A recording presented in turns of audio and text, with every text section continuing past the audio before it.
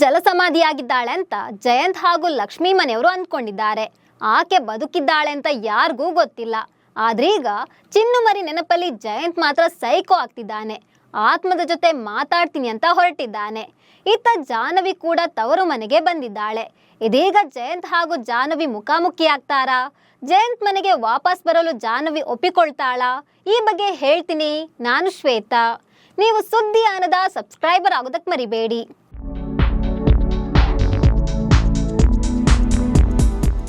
ಲಕ್ಷ್ಮೀ ನಿವಾಸ ಸೀರಿಯಲ್ ದಿನದಿಂದ ದಿನಕ್ಕೆ ಹೊಸ ಟ್ವಿಸ್ಟ್ ಪಡೆದುಕೊಂಡು ಮುನ್ನುಗ್ತಿದೆ. ಸೈಕೋಪತಿ ಜಯಂತ್ನಿಂದ ಮುಕ್ತಿ ಪಡಿಬೇಕು ಅಂತ ಜಾಹ್ನವಿ ಸಮುದ್ರಕ್ಕೆ ಹಾರಿದ್ಲು. ಆದ್ರೆ ಅಚ್ಚರಿ ಎಂಬಂತೆ ಜಾನು ಬದುಕಿ ಬಂದಿದ್ದಾಳೆ. ಆದ್ರೆ ಚಿನ್ನುಮರಿ ಬದುಕಿರೋ ವಿಚಾರ ಜಯಂತ್ಗಾಗ್ಲಿ ಆಕೆಯ ಮನೆಯವರಿಗಾಗ್ಲಿ ಗೊತ್ತಿಲ್ಲ. ಆದ್ರೆ ಜಯಂತ್ ಮಾತ್ರ ಚಿನ್ನುಮರಿ ಜೊತೆಗಿಲ್ಲ ಅಂತ ಕಣ್ಣೀರು ಹಾಕ್ತಿದ್ದಾನೆ. ಅವಳಿಲ್ಲದೆ ಆತನಿಗೆ ಒಂಟಿತನ ಕಾಡ್ತಿದೆ. ಹೀಗಾಗಿ ಆತ ವಿಚಿತ್ರವಾಗಿ ವರ್ತಿಸ್ತಿದ್ದಾನೆ. ಇದೀಗ ಸೈಕೋಪತಿ ಜಾಹ್ನವಿ ಆತ್ಮದ ಹುಡುಕಾಟಕ್ಕಾಗಿ ಹೊರಟಿದ್ದಾನೆ.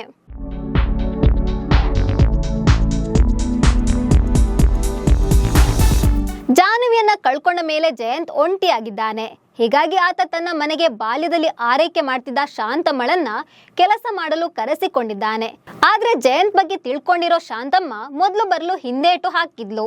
ಆದ್ರೆ ಜಯಂತ್ ಕೈ ತುಂಬಾ ಹಣ ಕೊಟ್ಟಿದ್ರಿಂದ ಗಂಡನ ಒತ್ತಾಯದಿಂದ ಶಾಂತಮ್ಮ ಸೈಕೋ ಮನೆಗೆ ಸೇರಿಕೊಂಡಿದ್ದಾಳೆ. ಇದೀಗ ಜಯಂತ್ ಮನೆಗೆ ಬಂದ ಶಾಂತಮ್ಮನಿಗೂ ನರಕ ತೋರಿಸಲು ಹೊರಟಿದ್ದಾನೆ ಜಯಂತ್. ಜಾನು ಕುಟುಂಬಸ್ಥರು ಹಾಲು ತುಪ್ಪ ಬಿಡುವ ಕಾರ್ಯ ಮಾಡಿದ್ರು. ಅದಾದ್ಮೇಲೆ ಜಯಂತ್ ವಿಚಿತ್ರವಾಗಿ ವರ್ತಿಸ್ತಿದ್ದಾನೆ. ಇದನ್ನ ನೋಡಿ ಶಾಂತಮ್ಮ ಮಾತನಾಡಲು ಆಗದೆ ಶಾಕ್ ನಲ್ಲಿ ನಿಂತ್ಕೊಂಡಿದ್ದಾಳೆ. ಆ ಮಗು ಜಾನು ಕೂಡ ಜಯಂತ್ನ ಈ ರೀತಿಯ ವರ್ತನೆಗೆ ಬೇಸರಗೊಂಡಿದ್ಲು ಅಂತ ಮಾತಾಡಿಕೊಂಡಿದ್ದಾಳೆ. ಅಲ್ಲದೆ ರಾತ್ರಿ ಮಲ್ಕೊಂಡಿದ್ದ ಶಾಂತಮ್ಮನನ್ನ ಎಬ್ಬಿಸಿ ಬನ್ನಿ ಜಾನು ಬಳಿ ಹೋಗಿ ಬರೋಣ ಅಂತ ಕರ್ಕೊಂಡು ಹೋಗಿದ್ದಾನೆ ಜಯಂತ್. ಈ ಹೊತ್ತಲ್ಲೇ ಜಾನು ತನ್ನ ತವರು ಮನೆಗೆ ಬಂದಿದ್ದಾಳೆ.